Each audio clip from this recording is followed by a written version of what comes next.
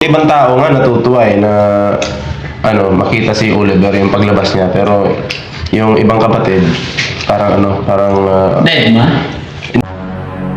Iyak talaga, lumuluha. So sabi ko, siguro napakasaya ng tao dahil nahugot ko siya doon sa Kumunoy. Oo, nakalaya na siya doon sa Ilang taon siya nakulong, walang ilaw, pag-ulan, walang pakialam ang mundo. Parang wala na eh. So doon ako naawa talaga, naiyak ako nung bumabiyahe kami papunta dito. Tumutuloy yung luha niya talaga. Hindi nga magsalita, siya yung taong parang pinabayaan nga kasi. Nakakaiyak talaga.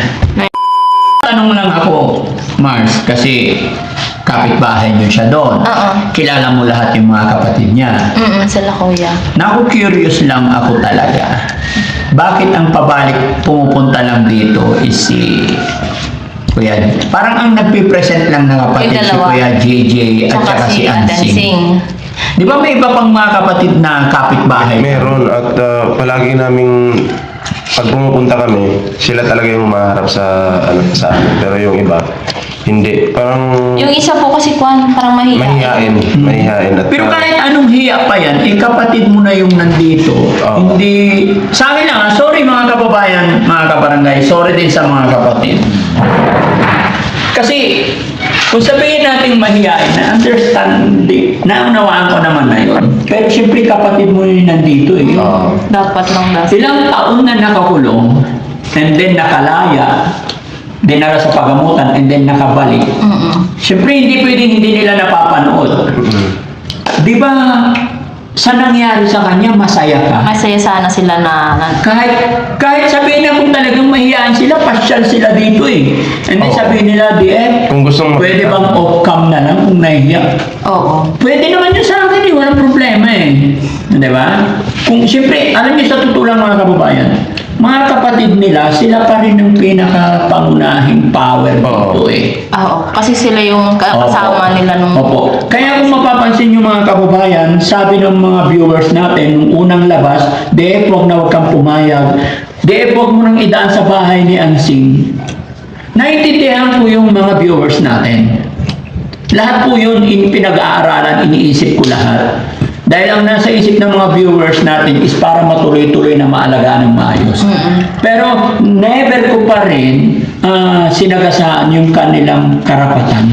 Kaya idinaan ko pa rin. Kahit may time na medyo makukulitan din po ako. Pero idinadaan ko talaga sa magandang usapan. Kasi ayaw kong may masabi ang pamilya. Yes. Kasi kahit anong mangyari, dugo pa rin nila ang nananalag. Pamilya pa rin nila to. Kaya hindi ako pwedeng mag-decide na ako lang. Kahit alam kong ito na yung pinaka-tamang gawin para sa kanya, pero hindi pwedeng ako yung mag-decide.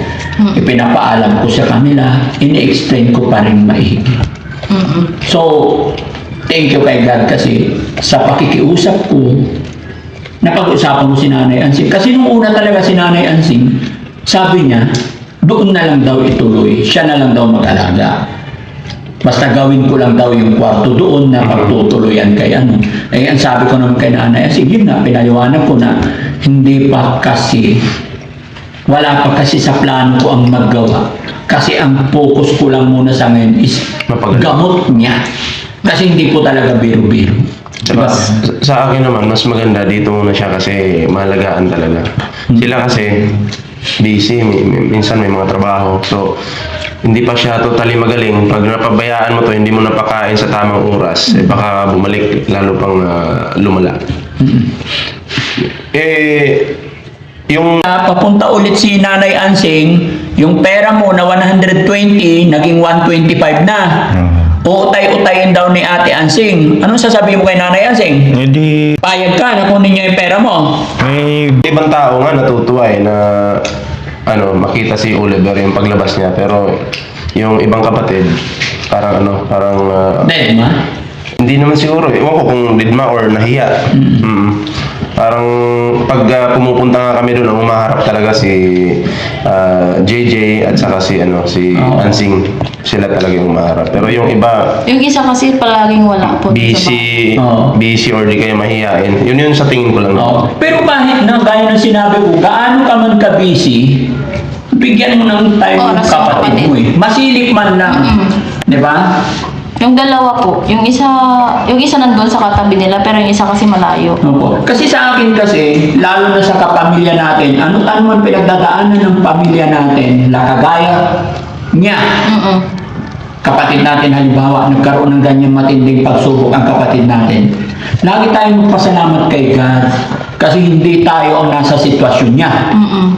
And then, vice versa kasi, hindi, ano't ano man ang pinagdadaanan, ano't ano man ang sinapit ng taong to, ano't ano man sinapit ng kapatid natin, alam ko, hindi niya yan ginusto. Yes. Ikaw ba na kapatid, magpapalit kayo ng sitwasyon, papayag ka ba? Hindi. Ay, Kung ako yung tatanungin, hindi talaga. Hindi Pero, talaga. Di ba? Oo. Kaya yung nasasabi ko na itong pinagdadaanan ni Kuya Oliver, mga kababayan, mga kabarangay, hindi po niya yan kagustuhan. Hindi lang niya masabi sa ngayon yung kanyang gustong sabihin sa mga kapatid.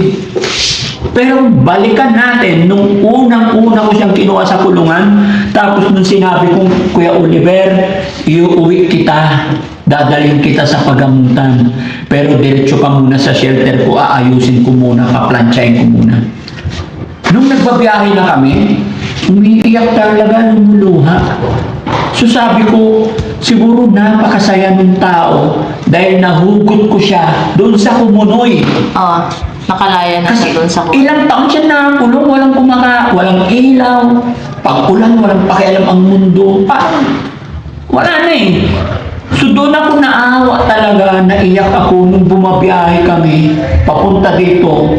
Tumutuloy yung luha niya talaga. Hindi nga magsalita, siya yung taong parang pinabayaan nga kasi. Kung maalala, balikan nyo yung mga kababayan, pag naalala ko talaga yun, parang sobrang sakit. Sobrang nakakaiyak talaga. Oo. Yan yung mga bagay na hindi na namin na-videohan. Nakakaiyak talaga. May naakit niyo siya sa may sasakyan nun. Umiiyak siya eh. Pero ngayon, medyo okay naman. Kasi nung, eto nga, nakalaya na tapos napakiusapan ko silang dito ituloy. Natutuwa ako kasi dinadalaw ng mga kapatid. Si Ate Ansing nagpunta na nung before Christmas. Kaya lang after Christmas, nag-message na naman na bago mag-New Year daw, pupunta na naman dito. Eh, ang problema, medyo pag si Nanay Ansing, talagang medyo kinakabahan ako. Masaya ako na nagpapasyal daw siya sa kapatid niya. Eh, kaya lang sa dulo, medyo kabado ako kasi, alam naman natin si Nanay Ansing. Pero, hindi ko pa rin kaya, sir, ma'am, na yung parang, kasi hindi po yun ang trabaho ko eh. Gusto ko ayusin ang lahat. Di ba? Pero sa inyo, ano sa palagay, hindi nyo ba nakakausap din si Nanay Ansing? Hindi namin nakakausap eh. Pero pag, minsan, napapadaan kami doon. Oo. Ba't ka natawa? Kausap ko lang, pag-usapan lang si Nanay Ansing, natawa ka. Anong sasabihin natin kay Nanay Ansing? Mabuti. Di ba? Kasi, alam nyo, sa totoo lang, medyo sabi ng mga viewers natin, Daddy Frankie, pag pumunta dyan si Nanay Ansing, huwag mo nang harapin. Pero, nakakahiya naman. Kasi kapatid pa rin nila yung nandito.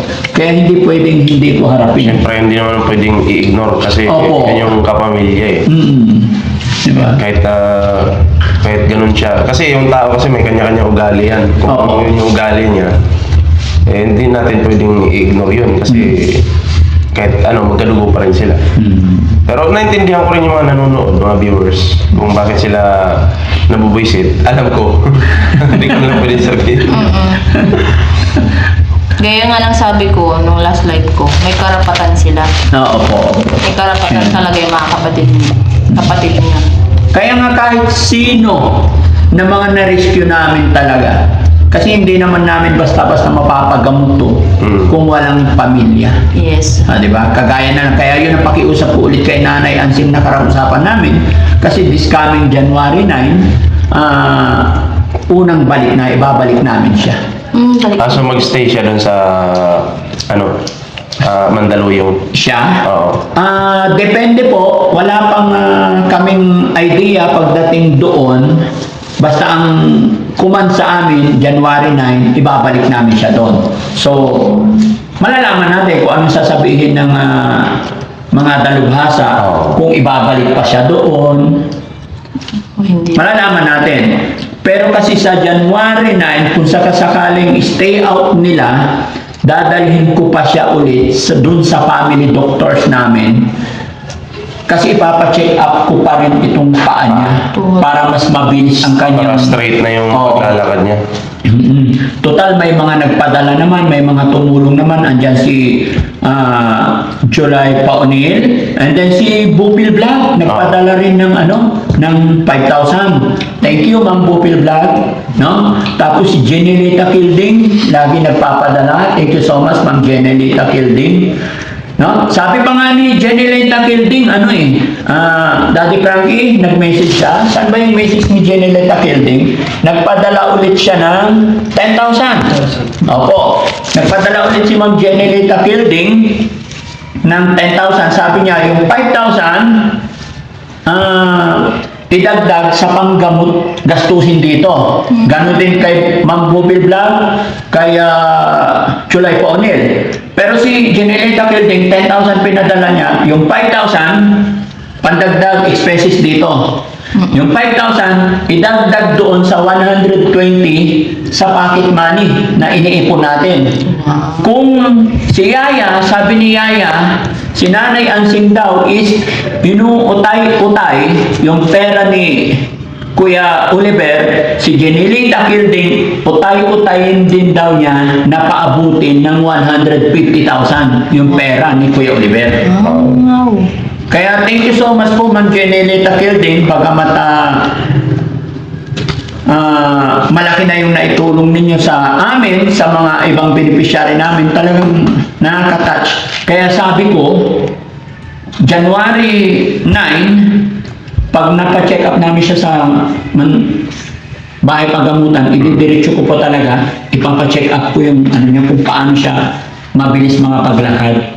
Kung anong maire-recommend pa sa akin. Kasi andyan naman yung pera eh. Pag sinabi talaga nila na para sa kanya, para sa kanya. May mga nagpapadala pa, mga 200, 100, hindi na rin sila nagsasabi.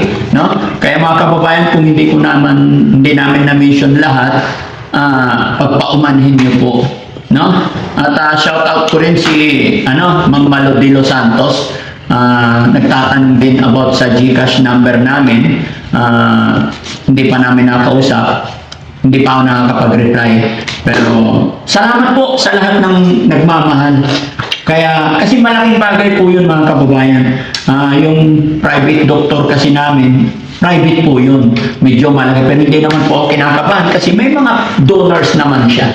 Kaya sana hindi po kayo magsawa, mga kababayan. Napakalaking bagay po yung mga binibigay-bigay ninyo, pandagdag sa gamutan ni Kuya Oliver. No, Kuya Oliver? Kantahan mo naman kami ng English song. Ano ba alam mo English song? Close your eyes, give me your hand. Ano yun? Anong title nun? Close your eyes, give me your hand, darling. Sige, kantahin mo nga. Isang malakas. Close your eyes, give me your hand, darling. Do you feel my heart beating? Do you understand? Do you feel nothing and my heart beating? And even you're not pleased, and you say my name, sunshine to the rain, to the whole life.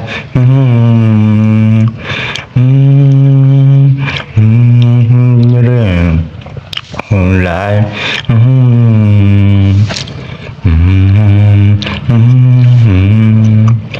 Galing Iba pa, ibang kanta pa. Love song, Tagalog. Kumusta na ugin ko? Sana'y maligaya ka. Ayun. Nung tayong magkakalayo, paano na ngayon ang buhay ko? Ang buhay ko'y biglang nagtampo. Iwanan mo, umiiyak ang puso ko at wala ng pag-asa. Ang galing ah. Pagkainin ko sa tuwing tatawag ka. Nalagyan ko, ikapin mako't mahal pa rin kita. Limutin ang kahapon. Bukas po. Ako na yan, mamaya ka na kumain. Akin na to. Mahal ko. Oh, Kuya Albert, may tanong ako sa'yo. Ha? Bakit? Kasi pupunta daw sabi ni Yaya, papunta ulit si Nanay Ansing, yung pera mo na 120, naging 125 na. Uutay-utayin daw ni Ate Ansing. Anong sasabihin mo kay Nanay Ansing? Hindi, ayos lang na. Payag ka na kunin niya yung pera mo. May bigyan naman ako ng konti. Bigyan ka rin ng konti. Huwag niyang ubusin. O, narinig mo, Nanay Ansing. Huwag mo daw ubusin. At tirahan ka niya ng konti. Pero bibigyan mo rin si Nanay Ansing. Inuutay-utayin na daw niya eh. Babalik daw siya ulit. Hindi ko lang alam. Bago mag-New Year, babalik daw siya. Kausapin pa ba natin pag pumunta dito? Yun ko. Ha? Ko. Oo. Diba? Gusto mo na bang bumalik doon sa inyo? No. January 9, balik pa tayo sa pagamutan eh. Okay. Diba? Ganun lang po Ano yun. siya, mapagbigay naman eh. Ang mapagbigay o mabait yan. Hindi yan madamot. Diba? Basta tirahan lang daw siya ng konti. Nakaka-touch naman. Bait naman. Oo. Bait. Pero sana yung mga ibang kapatid din niya. Ilan ba sila magkakapatid ulit? 4 na? 5. 5. O, 5. Patay na yung isa. Oh, so 4 na lang. So may dalawang hindi pupunta. Oh. Ansing, JJ, Joaquin. Joaquin. Hindi ko alam yung isa po eh. Hindi ko na alam pangalan mo. O kasi nung unang-unang kausapin ko yung mga kapatid, may humarap na isang lalaki bukod kay Kuya JJ. Nung naka-Christmas silang dalawa. Oo. Yung payat din. Si Kuya Joaquin po. Joaquin yun. Panganay po nila yun. Yung panganay. Siguro pag nakausap ko, no, pag-iusapan ko, sasama din. Siguro po. Yung kanya na yun, nasa harap ng bahay nila. Yung kadikit lang, di ba? Unahan lang, di ba? Yung bago bahay ni Kuya JJ. Oo. Si Kuya Joaquin po. Kuya Joaquin. Tapos yung isa, yung hindi pa namin nakita. Hindi ko po alam pangalan nun. Hindi ko masyadong kilala. Kuya Oliver, anong pangalan ng mga kapatid mo? JJ, Ansing, One. sino pa? Yung kan, Pangalan? Ate Belen. Belen? Sino pa? Patay na yun si Kuya JJ. Kuya JJ, sino pa?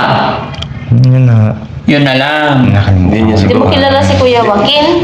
Si Kuya Joaquin, hindi mo kilala? Kilala ko. Hindi niya siguro alam. Patay na yung isa niyang kapatid eh. O yung isa mong kapatid patay na, hindi mo alam. Oo, sa bagay, kung 20 years nakakulong. Oo. Nakakondak po siya noon nung namatay yung kapatid niyang isa. Nakakulong na siya noon. Ang alam ko po. Kaya wala na siyang alam. Kaya nga ang alam niyang edad niya walang 25 eh. Oo. Kasi kung saan siya nag-stop magkasakit, doon na lang yung nasa isip niya. No? Hindi niya na alam yung panahon na lumilipas. Oo. Oh, 25. So, ibig sabihin ng 25. Eh, 40 na siya ngayon. Doon nag-stop yung kanya. Oh, kaya ano na. Naaalala pa niya yung iba doon na Oo. kahit tinanong siya naalala pa niya. Pero yung the rest na hindi niya na maalala.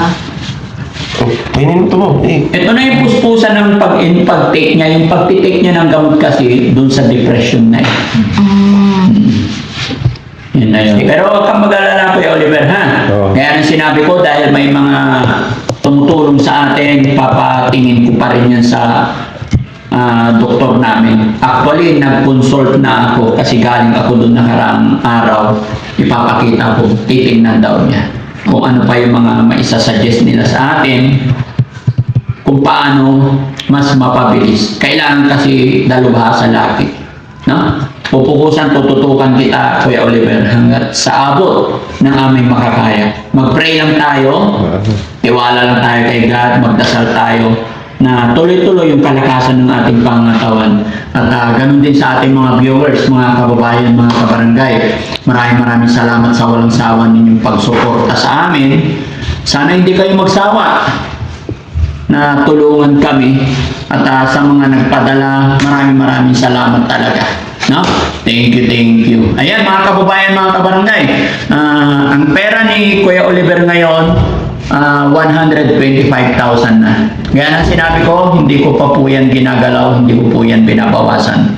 No? At tinanong na po ni Nanay Ansing sa akin yan nakaraang punta niya.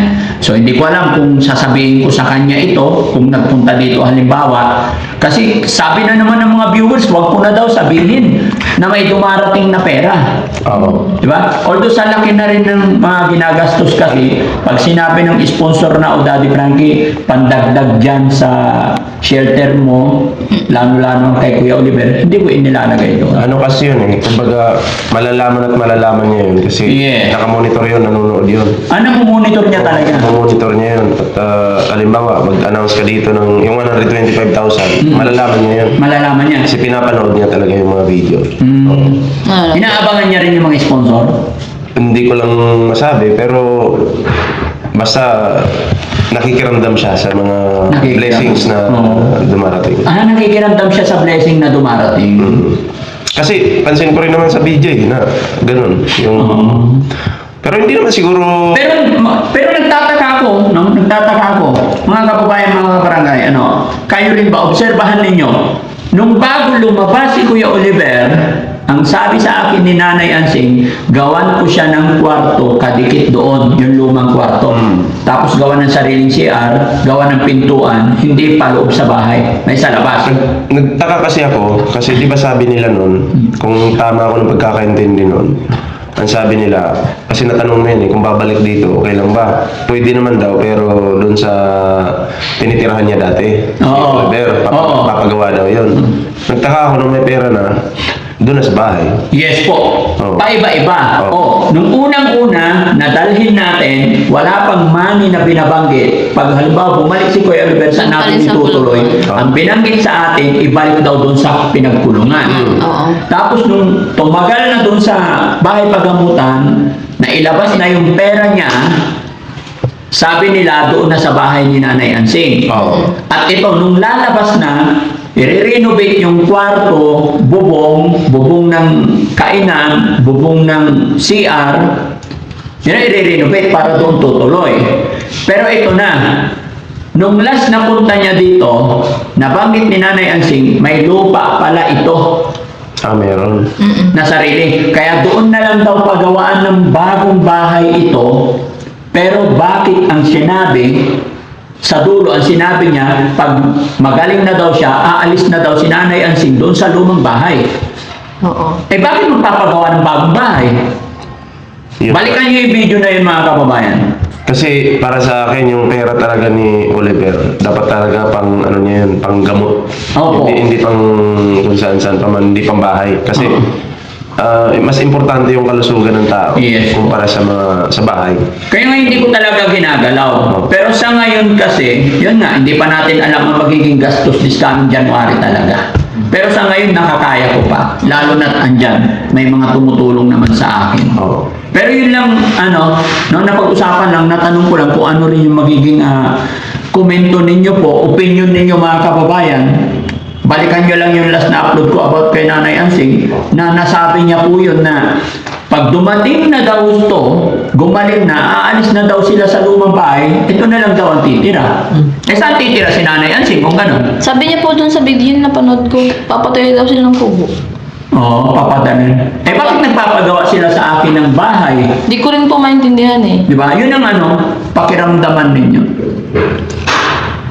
Kaya nga nagulat ako, sabi niya, doon ka natitira sa bahay namin, tapos aalis kami, magpapagawa na lang ako ng kubo namin. Sabi, ang gulo. Kaya sabi ko na napanood ko yung video, yung last na video nila dito. At kinakabahan ako kasi sabi nga niya kay Yaya, nag-message kay Yaya na pupunta daw dito.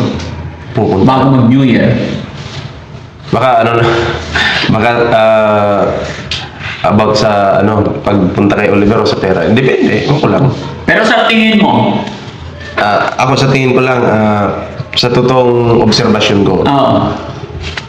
siyempre kasama na yung pera dun. Kasama. Okay, sa akin lang. Oo. Kasi nakikita ko naman sa mga nakaraang vlog, napapanood ko yan eh. Palaging tinitingnan yung pera ni Oliver. So, Yes. Pero para sa akin mga kababayan, mga kabarangay, opinion lang. Pwede kayong magbaba ng mga opinion ninyo dyan. Pero isa lang po ang aking masasabi po sa inyo lahat mga kababayan. Ipag-pray natin na makayanan natin lahat, ma-resolve natin lahat. At ayun, wala po akong magagawa sa opinion ninyo kay Nanay Ansing. Para sa akin lang, huwag po kayong mag-alala. Hanggat kaya ko, aayusin ko. Pero sana, maging smooth at sana priority si Kuya Oliver. No? tama. Priority muna natin. Kalusugan talaga yung yung paggaling, yun yung dapat fokusan. Pero natutuwa ako dun sa sinabi ni Ate Ansing dun sa dulo ng video na dahil kay Kuya Oliver nagkapera siya. Nagulat nga rin ako dun. Doon ako natuwa eh. Oo. Sabi ko, dahil sa'yo kuya nagkapera. Ang siguro nasabi niya yon dahil na-sponsoran siya ni Ma'am Ginelita Kilding that time. Oo. Siguro, pangit pakinggan, pero siguro, unawain na lang natin mga kababayan. Lawakan pa natin yung pag-unawa natin kasi sabi rin ni, talaga dahil sa hirap ng buhay, Oo. hindi nakapag-aral din talaga. Kung titingnan mo, parang hindi niya alam yung Oo. sinasabi niya. Oo. Na ano yung magiging epekto nun. Opo. Pero, nasabi niya pa rin. Kasi nagkapera naman talaga siya Oo. sa sponsor. Pero Oo. hindi niya alam, parang hindi niya naisip ano yung magiging epekto. Na hindi magandang pakinggan. Pero pangit pakinggan talaga. Kaya sa totoo lang marami nagagalit na Oo, sobrang na viewers natin, di ba? Kaya ako na yung humihingi ng dispensa mga kababayan, kaya na aking sinabi, wala po akong karapatan para hindi tanggapin yung mga kamag-anak, mga kaibigan ni Kuya Oliver na pupunta dito. So yun, mga kababayan, mga kabarangay, kasi galing pa ng biyahe, pagkakapihin ko muna sila para hindi pagod. At hapon na, para mapag-banding din kami ni Ballpoint Man, mga kababayan, samantalahin ko na dito ko na sila patutulugin para mapagkwentuhan din. Abangan nyo pa yung mga namin mga kababayan, mga kabarangay, maraming salamat. Una, kay God, dahil unti-unti nababago natin ang buhay ni Kuya Oliver dahil po isa rin kayo na nakasuporta sa akin. At syempre kay Ballpoint Man na naging stepping stone natin para matuntun si Kuya Oliver at saka syempre sa kanyang asawa, napaka-supportive, napakabait. Sana hindi kayo magbago at masaya ako na naging magkakaibigan tayo, magkakakilala tayo. Sa'yo rin, Bawaw. No? Alam ko may YouTube ka rin, bigyan kita ng chance para i-shoutout yung girlfriend mo. May girlfriend ka daw, letter B pangalan. Ano yan? Meron ba? Si Banang. Ay, gano'n? Pwede ka mag-shoutout. Shoutout po. Mahiya. Totoong girlfriend mo, shoutout mo. Ha? Pag namumula kayo. Shoutout. Siya kaya kaya princess. Ayun. Pag-aral ka lang naging mabuti. Oh, very good. Si Sir naman, Sir, baka may gusto kang batiin sa vlog natin. Yan. Ayan, binabati ko pala yung mga taga Mindanao dyan, mga kamag-anak ko dyan, yung Bastis family, Salibat, at Mabawad, ayan, at syempre yung mga Lopez, na mga kamag-anak ni Jelay, ayan, binabati ko po sila lahat. Yung mga kaibigan ko dyan, magandang araw sa inyo lahat. Ayun. Si Ma'am Jelay? Shoutout ko yung nanay ko dyan na naiwan sa bahay. O, mag-ingat ka dyan ha. Alagaan mo yung baboy. May alaga rin kayo baboy? Opo. Nagpaiwan kasi baka po bakunan kasi buntis yung mga Oo. Kailangan bantayan. Mas mahal ni Inang yung nanay. baboy. Oo. Siyempre doon siya kumikita. Oo. Ganun talaga yung mga nanay natin. Kailangan namang kontrohin mo na ganito hindi. Si Mama naman, mahal yung aso. Oo. Pet lover. Ayun. Yun na yung ano niya eh, yun na yung anak. So, yun. At syempre, bago matapos ang video nito, shoutout din kay Chris Pulo. Yan. Maraming salamat po mga kababayan, mga kabarangay. Dali Frankie po, anak ng Pangasinan, from Pangasinan. Mabuhay po tayo lahat. Maraming salamat and God bless. Babay tayo bro, babay. Bye-bye. Oh, shoutout mo si Nanay Yansing. Ano ito mabuti? Ha? Ano sasabihin mo kay Nanay Yansing? Kumusta ka? Oh, isang kanta na lang, English. Close your eyes. Hindi, Paint My Love. Paint my love, it's your paint my love. It's the free to apart. Sometimes it's the freedom apart. Sometimes, baby, you should paint my love. That you came into my life. Poor baby, right. That you came into my life.